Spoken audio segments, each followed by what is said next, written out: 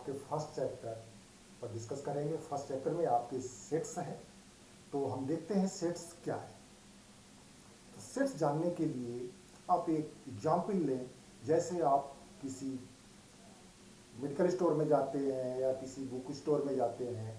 Book store में suppose करें आप कोई किताब उससे मांगते हैं, तो शॉपकीपर को बहुत टाइम नहीं लगता, आपको किताब ढूंढ कर देती है। जबकि बड़ा सा स्टोर होता है उसका, फिर भी उसको बहुत ही 1 ही मिनट के अंदर आपको सभी किताबें जो भी आप चाहते हैं ढूंढ के दे देता है। ऐसा क्यों होता है?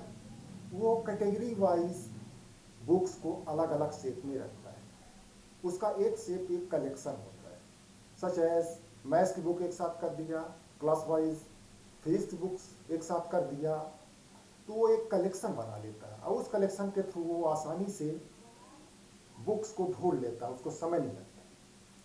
तो सेट्स की जहां बात चलेगी तो सेट्स भी एक तरह का कलेक्शन है, और कलेक्शन एक खास तरह का कलेक्शन, उसमें कुछ और कैरेक्टरिस्टिक्स होनी चाहिए तब वो सेट्स बनाएगा।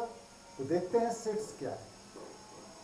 तो a set is well defined collection of objects. Objects का, वस्तुओं का वो वेल डिफाइंड कलेक्शन होता है। वेल डिफाइंड की मीनिंग आगे आपको हम कंफर्म करेंगे। मैंने एक लाइन और जोड़ दिया, हैविंग अ कॉमन प्रॉपर्टी। उस सभी कलेक्शन के सभी ऑब्जेक्ट्स, उस कलेक्शन के सभी ऑब्जेक्ट्स में एक कॉमन प्रॉपर्टी होगी जिसके बेस पर वो सेट बनाएगा।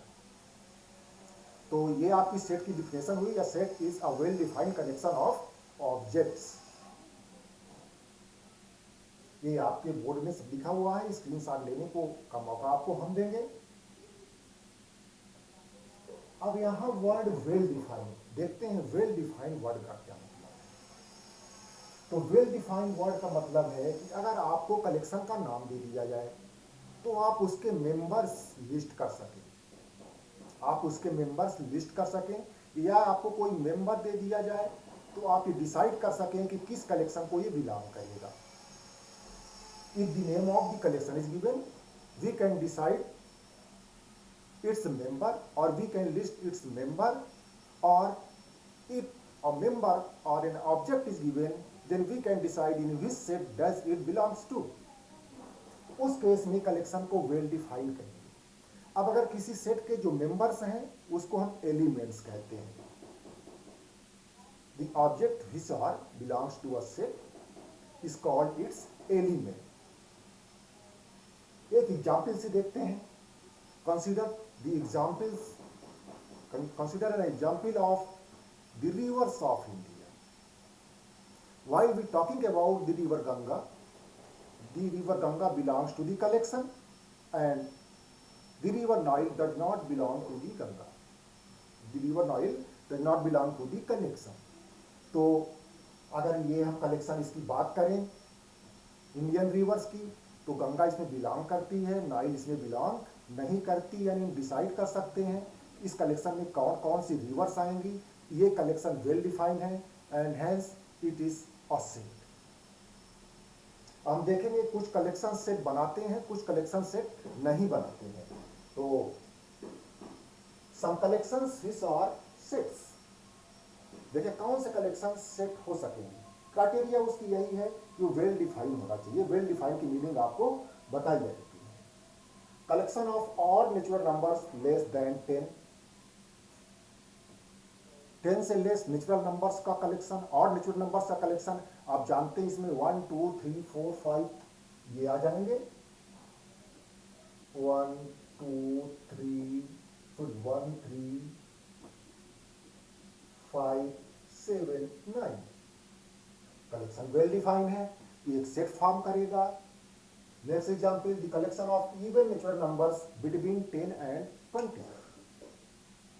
10 और 20 के बीच इवन नेचुरल नंबर्स का कलेक्शन, आप इसके भी एलिमेंट लिस्ट कर सकते हैं। क्या? 12 14 16 18। तो ये कलेक्शन भी वेल डिफाइंड है और सेट बनाएगा। The collection of vowels of English alphabet, आप डिसाइड कर सकते हैं इसमें कौन कौन से एलिमेंट आएंगे।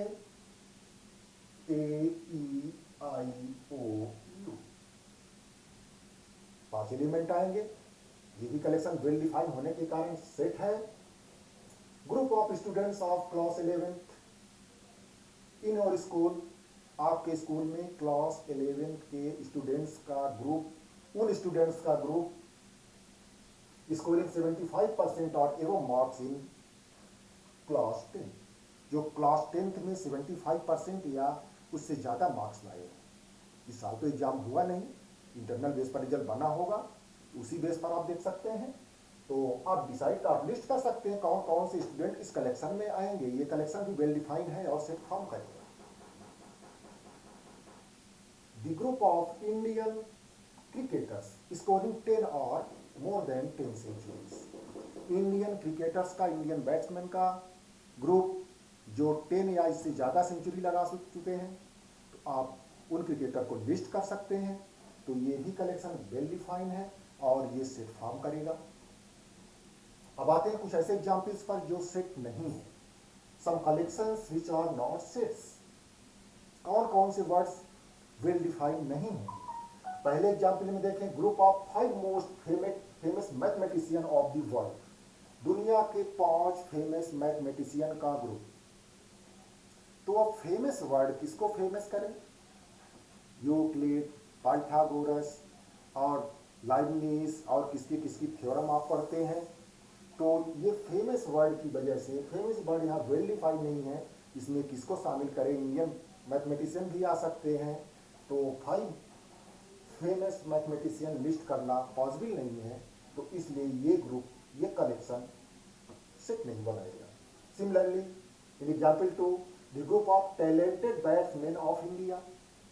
क्या बताएंगे कौन सा बैट्समैन टैलेंटेड है? सारे हैं और कभी कभार कोई भी नहीं है। तो यहाँ वर्ड टैलेंटेड भी डिफाइन नहीं है, वेल डिफाइन नहीं है। कभी कभार लोअर ऑर्डर का बैट्समैन भी अच्छा परफॉर्मेंस करता है और कभी कभार ओपनर भी कुछ ही रन में निकल जाते हैं। तो यहाँ टैलेंटेड वर्ड डिफाइन ना होने के कारण ये कलेक्शन सेट नहीं फॉर्म करेगा। नेक्स्ट एग्जाम्पल देखें, the group of intelligent students of class 11th in your school. आपके स्कूल में, आप अपने स्कूल का नाम लिख सकते हो वहाँ पर, 11th क्लास के इंटेलिजेंट स्टूडेंट्स का ग्रुप। इसको इंटेलिजेंट बोले, कोई क्राइटेरिया है? इतने परसेंट से ऊपर वाले को इंटेलिजेंट बोलेंगे, इतने से नीचे वाले को इंटेलिजेंट नहीं बोलेंगे, ऐसी कोई क्राइटेरिया नहीं है। और ये ग्रुप भी वेल डिफाइंड नहीं है और इसलिए ये कलेक्शन सेट नहीं बनेगा। The group of genius authors of India. India के जीनियस ऑथर्स का ग्रुप। अब जीनियस ऑथर्स तो आप शुरू कर दें, मुंशी प्रेमचंद, कालिदास, तुलसीदास और बहुत सारे मॉडर्न, सुमित्रा पंत, हरवंश राय बच्चन, सभी तो जीनियस हैं। जीनियस की भी कोई क्राइटेरिया नहीं है, तो इसलिए ये ग्रुप भी वेल डिफाइंड नहीं है और ये सेट नहीं फॉर्म करेगा। अब देखते हैं नोटेशंस ऑफ सेट को डिनोट कैसे करेंगे। तो generally whole set is denoted by capital letters A, B, C, etc. and its elements in small letter X, Y, Z, small a, small b, small c. एक symbol पर ध्यान दें, this symbol, ये Greek letter है, ये epsilon. क्या बोलते हैं इसको? एप्सिलॉन। ये किसके लिए यूज होता है? बिलोंग्स टू, बिलोंग्स और is an element of. Similarly epsilon लिख के इस तरह से लाइन से कट कर दिया है इसको बोलेंगे डज नॉट बिलोंग टू और is not an element of. For example, if we take the set A, the set of vowels of English alphabet, that is A, E, I, O, U, then we can say that A belongs to A, E belongs to A, as E is in A, B, as B is not in A, in set A, so we can write it B does not belongs to A and C does not belongs to A. ये दो symbol ध्यान रखें, ये belongs to and does not belongs to, ये symbol है। Notation of some special sets, कुछ sets हैं जिनके लिए नोटेशन फिक्स है। तो अगर यहाँ n लिख देगा सेट ऑफ नेचुरल नंबर्स, तो बताएगा नहीं set of natural numbers, n लिख दिया, इसका नोटेशन नेचुरल नंबर के सेट के लिए फिक्स है। n set of natural numbers, z और i समटाइम्स बाय जेड और sometimes by I, set of integers. इस बुक में इस चैप्टर में जनरली जेड यूज करेगा, आगे आई भी यूज करता है इंटीजर्स के सेट के लिए।